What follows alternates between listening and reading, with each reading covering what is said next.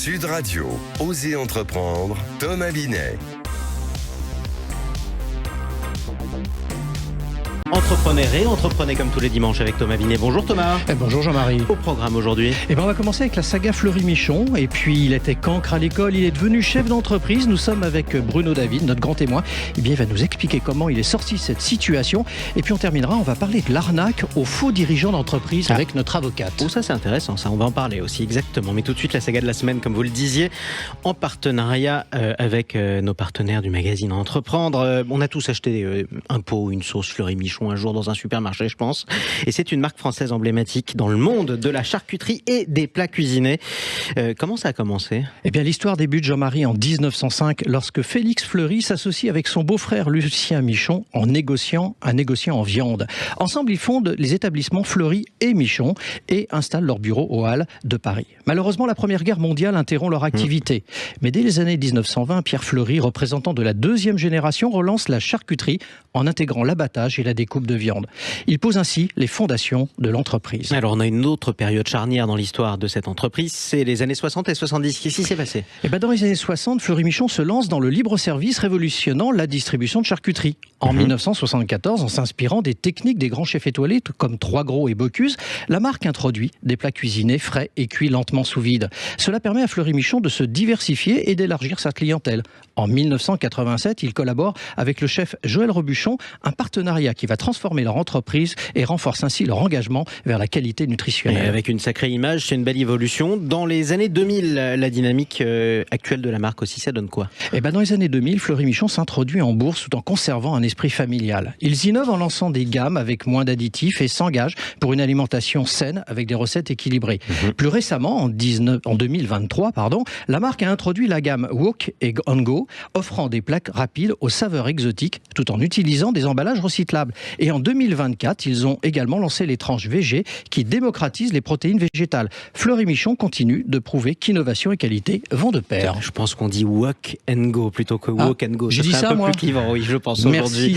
Par les temps qui courent. Allez Thomas, tout de suite, je vous propose C'est d'accueillir votre grand invité, le grand témoin de la semaine, c'est Bruno David. Bienvenue sur Sud Radio. Merci. Président de Folia Team, c'est une société opérant en téléphonie, cybersécurité, sur le cloud aussi, vous nous expliquerez Thomas ce que c'est pour les entreprises. Alors Folia Team, c'est 70 millions d'euros de chiffre d'affaires avec 400 collaborateurs quand même. Bienvenue, vous êtes l'invité de Thomas Binet. On va revenir à l'origine de l'origine, la vôtre, Bruno. Vous vous définissiez comme un cancre à l'école, j'ai dit dans le lancement de l'émission, vous avez redoublé le cours préparatoire, vous étiez dernier de la classe jusqu'en 5e, ça commence bien, hein, Ouais. Je vois votre sourire, et puis en 4e, ça bascule du bon côté. Mais comment vous avez vécu cette première période forcément difficilement, et comment vous en êtes sorti surtout ? Oui, j'ai eu la chance d'être bien entouré. J'avais des amis qui étaient là pour me soutenir, une famille très proche aussi, et puis un super prof de sport. Mais je pourrais en parler davantage. Ouais, tout à fait. Mais ce qui va être le déclencheur, quand même, c'est votre passion pour les échecs, parce que ça, c'est un cas quand même intéressant dans votre parcours.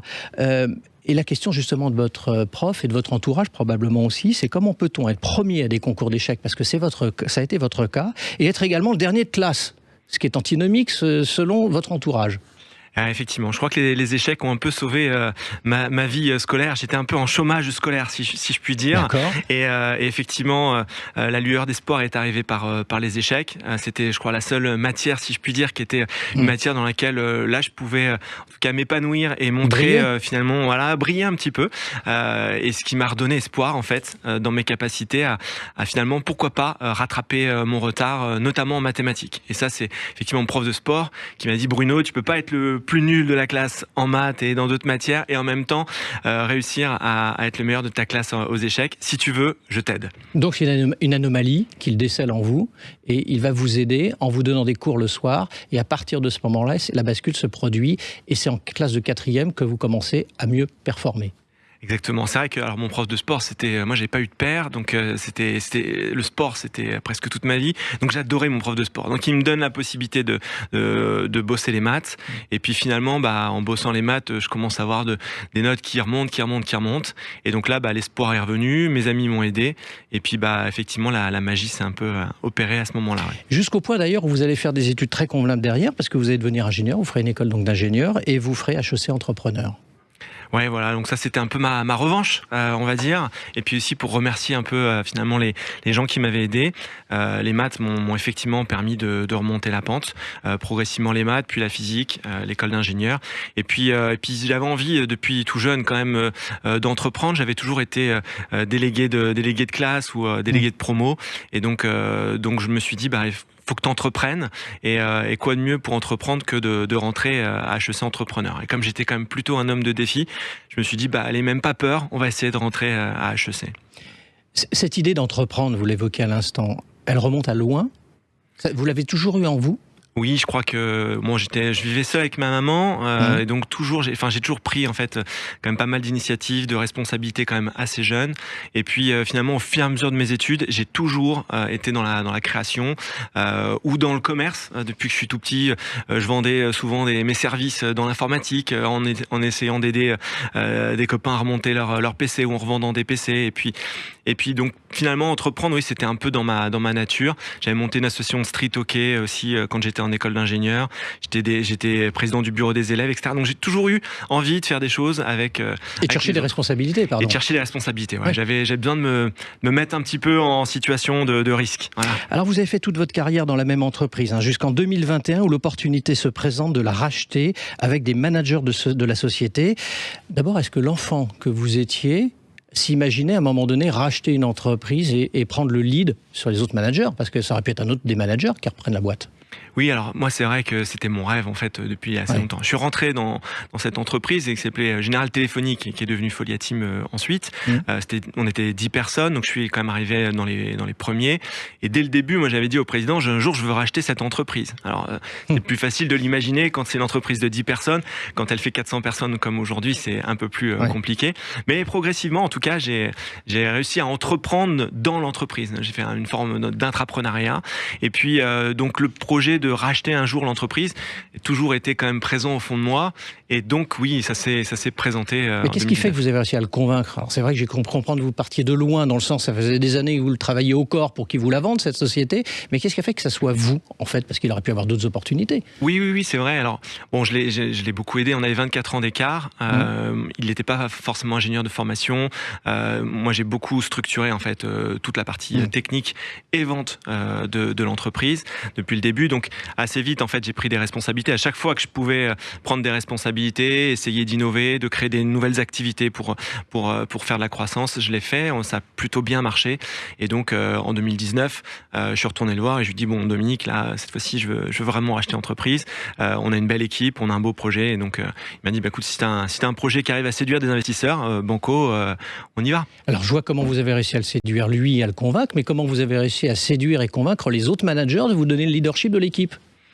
Bon, je pense que ça s'est fait naturellement. Ouais, on fonctionnait bien ensemble. J'avais un peu plus d'antériorité parce que j'avais été à l'origine, évidemment, de pas mal de création et de développement dans l'entreprise. Et puis, on avait une bonne équipe. Voilà. Et puis, je pense que ça marchait bien. Donc, ça s'est fait assez naturellement. Ouais. Alors, une ultime question pour vous, Bruno David. Vous avez créé un comité de jeunes talents dans l'entreprise. Est-ce que c'est votre réponse, quelque part, aux premiers pas qui ont été difficiles pour vous dans votre existence ? Oui, alors faut s'imaginer, donc en 2020, on reprend la boîte, donc on lève 40 millions d'euros avec les fameux 20 managers que vous évoquiez. Il fallait recréer en fait une nouvelle dynamique, hein, surtout en plein Covid. Il fallait recréer en fait de l'adhérence avec tous les collaborateurs, et on voulait effectivement faire émerger des collaborateurs à parité, un comité qui a été généré avec 18 personnes, 9 femmes, 9 hommes de tous les services de l'entreprise, et c'était, comme vous le disiez, l'occasion, en tout cas pour moi, de leur permettre d'avoir la même chance que celle que j'avais eue, de se développer dans l'entreprise aussi. Merci à vous. Et bravo, Bruno David. En tout cas, je rappelle que vous êtes le président de Foliatim. Tout de suite, on explique quelque chose. Bruno, le spécialiste des fournitures et de l'équipement pour les professionnels, présente Sud Radio, Osez entreprendre, Thomas Binet. Thomas, on accueille Caroline Laverdé, notre avocate. Bienvenue sur Sud Radio. Vous allez avec Caroline, mon cher Thomas, nous parler d'une nouvelle arnaque très préoccupante, c'est incroyable, du faux dirigeant de société. Ben oui, Jean-Marie, parce qu'ils sont très créatifs, nos arnaqueurs. Bah, tant mieux. Je sais pas. Tant pis, on va le vérifier avec Caroline. Vouliez-vous nous alerter justement, Caroline, et alerter surtout les dirigeants d'entreprise qui nous écoutent ce dimanche matin, d'une nouvelle arnaque très sophistiquée. Pouvez-vous nous expliquer en quoi consiste cette fraude aux faux dirigeants d'entreprise ? Eh bien, c'est une arnaque qui est très sournoise, mon cher Thomas.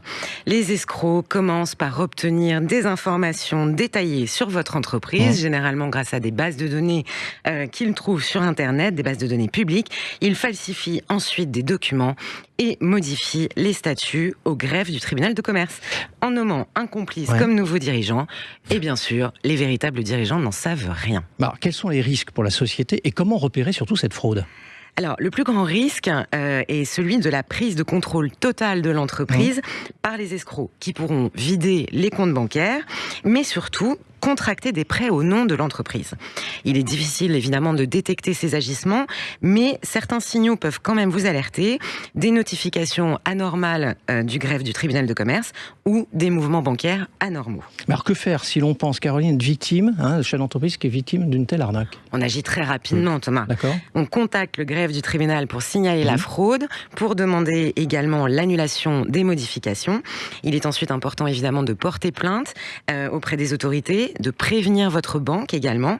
Et bien sûr, un avocat spécialisé pourra vous aider à obtenir par une procédure judiciaire spécifique la restitution du contrôle de votre entreprise auprès du tribunal de commerce. Alors comment les entreprises, on va être préventifs, peuvent-elles se protéger face à ce type de fraude ? Eh bien, à mon sens, il est essentiel de surveiller le registre du commerce et surtout les publications légales concernant son entreprise, en enregistrant par exemple des alertes automatiques.